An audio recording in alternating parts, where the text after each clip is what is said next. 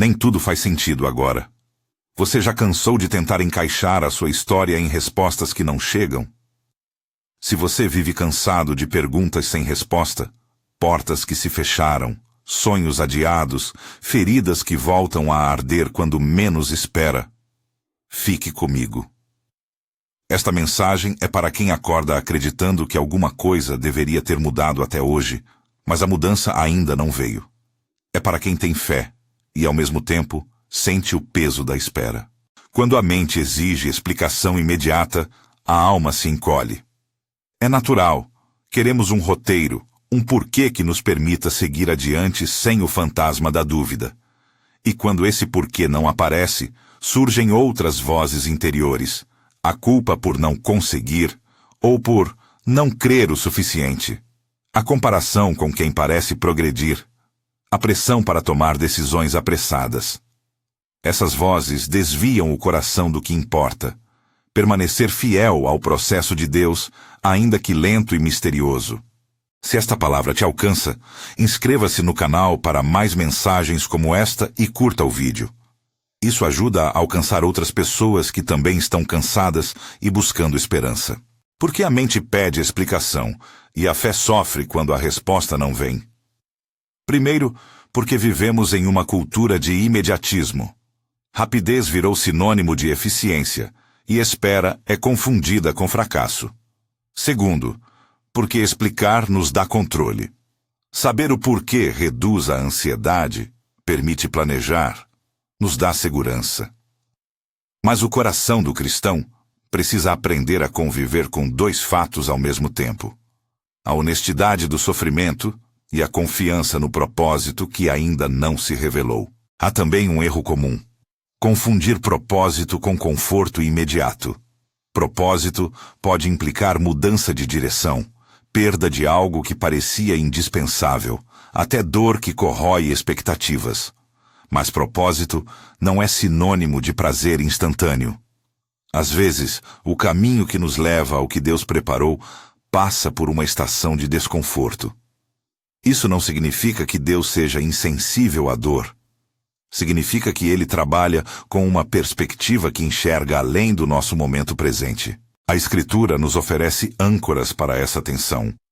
Em Eclesiastes 3:11, o autor afirma que Deus fez tudo formoso em seu tempo. A tradução pode variar, mas a ideia é clara. Existe uma beleza que se cumpre no tempo certo. Não somos nós que inventamos o tempo do propósito. Há uma ordem maior que se manifesta quando as coisas amadurecem. Em Isaías 55:8-9, somos lembrados de que os pensamentos e caminhos de Deus são mais altos do que os nossos. Ele vê o que nós não vemos, conhece desfechos que não conseguimos calcular. Em Salmos 139:16, somos consolados pelo conhecimento prévio de Deus sobre a nossa história. As páginas que estavam por vir já estavam diante dele. E em Provérbios 16:2, lemos que o Senhor pesa o coração. Deus observa não apenas nossas ações, mas aquilo que somos por dentro. Essas referências não eliminam a dor, mas nos dão uma lente que aceita mistério sem desespero. Quando digo que Deus forma por dentro antes de revelar por fora, não estou propondo uma frase feita. Estou falando de um processo real e observável. Muitas vezes, o que precede a mudança visível é uma reforma íntima, um despojamento de motivações truncadas, uma cura gradual de reatividade, uma pacificação do desejo de controle. É como uma casa que precisa de fundação antes de subir as paredes.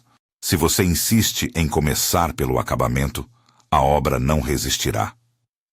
Deus, no seu tempo e na sua sabedoria, trabalha a fundação. Permita-me descrever sinais práticos, coisas que você pode reconhecer em si mesmo, de que Deus está operando uma formação interior, mesmo que nada no exterior tenha mudado ainda. Primeiro sinal: você percebe redução na reatividade. Antes, um acontecimento difícil explodia uma série de respostas automáticas. Agora, há espaço entre o estímulo e a resposta. Esse espaço pode ser curto, mas existe. Você respira, pensa e age com mais intenção. Não significa ausência de dor, mas menos escravidão à dor. Segundo sinal, o seu senso de identidade começa a se deslocar do desempenho para a pessoa que você é em Cristo. Onde antes você mediu seu valor pelas conquistas, gradualmente aprende a se ancorar no quanto é amado. Isso não chega de uma hora para outra.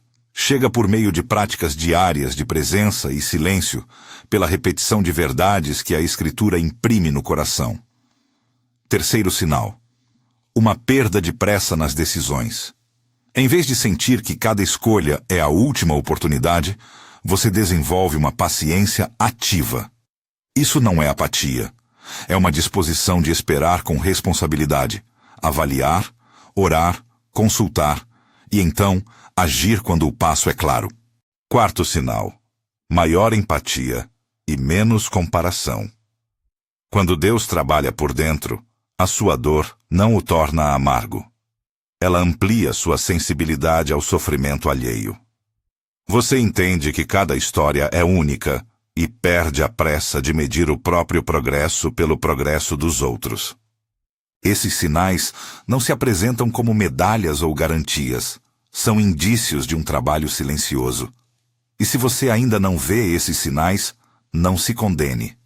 A formação interior às vezes é tão gradual que só percebemos a mudança ao olhar para trás, daqui a meses ou anos. A chave é permanecer no processo. Também é preciso dizer com clareza: dor é dor. Perda não deixa de doer só porque insistimos que tudo serve a um propósito. Não romantizo o sofrimento, nem digo que devemos agradecer ao sofrimento em si. O que afirmo com toda a responsabilidade pastoral é que nada escapa ao olhar redentor de Deus. Há, sim, formas em que Deus integra aquilo que nos feriu no tecido da nossa vida, transformando perdas em plataforma para compaixão, maturidade e direcionamento. Mas isso não apaga a injustiça do que foi vivido. Chorar, lamentar e buscar acompanhamento são necessárias. Integrar a dor ao propósito não é esquecer. É permitir que o luto seja processado e que alguma coisa nova nasça. Como, então, permanecer sem sucumbir à ansiedade? Aqui vão caminhos práticos, em linguagem simples, que você pode começar a aplicar hoje. Primeiro exercício: oração honesta. Traga a sua dor ao Senhor em termos reais, não apenas em frases bonitas. Confesse a impaciência quando ela aparecer. Pergunte e silencie. A oração que transforma não é apenas uma lista de pedidos, é uma prática de alinhamento com o coração de Deus. Segundo exercício: rotina de silêncio devocional. Pode ser 5 minutos ao acordar, pode ser um momento antes de dormir. O objetivo não é performance espiritual. É criar um espaço em que você ouve mais e fala menos. No silêncio, verdades antigas podem ser confrontadas e novas convicções germinar. Terceiro exercício: registrar pequenas mudanças. Ao final de cada semana, escreva em poucas linhas algo que foi diferente. Talvez você tenha sentido menos raiva diante de uma notícia. Talvez tenha resistido à pressa de tomar uma decisão. Esses pequenos sinais, anotados, viram combustível para a fé cotidiana. Quarto exercício: evitar comparações deliberadas. Isso exige disciplina. Quando sua atenção escorregar para a timeline alheia, faça uma pausa e traga o foco para o seguinte: hoje, quais passos você deu para obedecer ao que Deus tem mostrado? Comparação esconde e rouba a vocação. Quinto exercício: cultivar relacionamentos que exortam com graça. Não caminhe sozinho. Busque pessoas que o conheçam suficientemente para dizer a verdade com amor, que o lembrem de quem você é quando você se esquece. Nessas práticas, lembre-se de que confiar não é passividade. Confiar é agir com responsabilidade, enquanto aceita que o resultado final pertence a Deus. É devolver a ansiedade a Ele, sem largar as rédeas da vida que lhe cabem.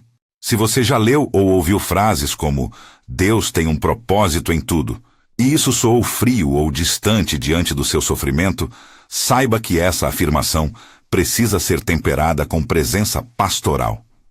Há propósitos que só o tempo revela, e há dores que nunca serão justificadas por meras palavras. Nosso papel é acompanhar aqueles que sofrem, ajudando-os a encontrar significado sem diminuir a realidade da ferida. Um risco que precisamos evitar é atribuir a Deus a causa direta e simplista de todo mal. Há causas humanas, escolhas ruins, sistemas quebrados e, às vezes, consequências que não são resultado direto de uma vontade divina punitiva. Ao mesmo tempo, cremos que Deus é soberano e bom e que, com sabedoria, pode redimir mesmo aquilo que nos fez mal. Não confunda as duas afirmações. Permita-me trazer uma imagem.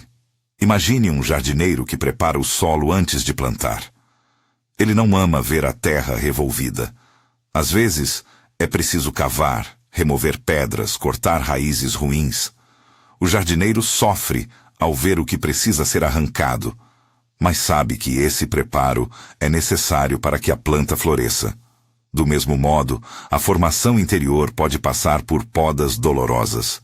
Isso não significa que o jardineiro goste da poda. Significa que a poda é parte do cuidado. E se você se identifica com essa imagem, lembre-se, o jardineiro cuida. Agora, se você deseja trazer essa inquietação ao Senhor, convido você a uma oração de entrega. Não é uma fórmula mágica, é um ato de confiança e rendição honesta. Pai, venho diante de Ti com a honestidade que o meu coração exige. Não tenho respostas para tudo. Confesso o cansaço, a frustração e a pressa que me dominam. Peço perdão pelas vezes em que tentei forçar caminhos, pelas decisões tomadas no calor do medo, pela comparação que roubou minha paz. Senhor, pesa o meu coração como fez o Senhor em Provérbios 16:2. Conhece as intenções mais sinceras e as fraquezas que eu nem sempre admitiria. Humildemente peço, forma-me por dentro, trabalha onde ninguém vê. Cura o que está partido, não para apagar a história, mas para que eu possa integrá-la e servir com mais verdade. Abro minhas mãos para aquilo que eu não consigo controlar. Renuncio à pressa de entender cada detalhe. Dá-me a paciência ativa que escolhe orar antes de agir, que espera sem apatia, que confia sem ingenuidade. Dá-me olhos para reconhecer os sinais de transformação, mesmo que tímidos.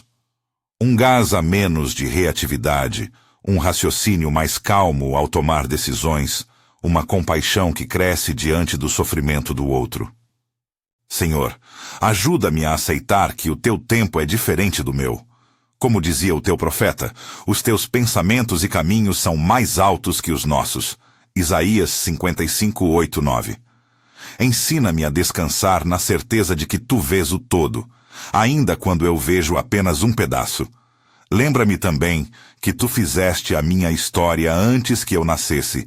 Salmos 139:16. E que a beleza que se revela no tempo certo. Eclesiastes 3:11. Não me promete a ausência da dor, mas promete que nada se perde quando tu redimes. Entrego a ti perdas, frustrações, sonhos interrompidos e medos do futuro. Confio que a tua mão pode transformar estes lugares em solo fértil para o que vem a seguir. Dá-me coragem para lamentar quando preciso e sabedoria para agir quando és claro. Ensina-me a esperar com fé, que é trabalho do dia a dia, não espetáculo. Em nome de Jesus, eu entrego essa necessidade de controle e essa pressa do meu coração. Em nome de Jesus, peço formação, paciência e esperança renovada. Amém. Se você fez essa oração em coração, lembre-se, a oração mudou a sua postura e abriu espaço para Deus operar. Mas isso não garante respostas imediatas. A promessa é de presença e de propósito, não de cronograma humano. Continue a cuidar do que lhe cabe. Sua comunhão com Deus, seus relacionamentos, sua integridade nas pequenas coisas. Antes de encerrar, quero te dar um roteiro prático para os próximos 30 dias, sem promessas milagrosas, apenas passos concretos que ajudam a formar o caráter e a preparar o coração para o plano maior de Deus. Não é uma receita mágica, é disciplina espiritual. Primeiro, reserve de 3 a 10 minutos por dia para um silêncio intencional diante de Deus. Segundo, toda noite escreva uma frase sobre onde você percebeu uma reação diferente naquele dia. Terceiro, escolha uma atitude misericordiosa para praticar semanalmente. Uma ligação para alguém sofrendo, um gesto de perdão, um ato de serviço discreto. Quarto, procure um irmão ou uma irmã de fé com quem você possa partilhar seus passos e ser encorajado. Faça isso por 30 dias e perceba as mudanças internas, não necessariamente as respostas externas imediatas. Reforçando o que abriu esta mensagem, Deus tem um plano muito maior para você. E isso coloca uma questão. Você está preparado? Preparado não significa ter todas as respostas, mas estar disposto a ser moldado. Preparado não é ausência de medo. É agir apesar do medo, com fé que é exercitada diariamente. Se esta palavra tocou você, compartilhe com alguém que precisa ouvir isso. No primeiro comentário fixado, há um material complementar com um guia de 30 dias para aplicar estes passos. Baixe se quiser caminhar de forma prática. E se ainda não é inscrito, inscreva-se para receber outras mensagens devocionais que ajudam a manter o coração firme. Que a paz que vem de saber que Deus vê a sua história e pesa o seu coração, guarde você hoje. Que a esperança seja como uma raiz que se aprofunda mesmo na terra seca, e que no tempo do Senhor a beleza do seu plano se revele. Você não precisa ter tudo resolvido agora. Precisa, sobretudo, estar disposto a ser formado. Fique em paz.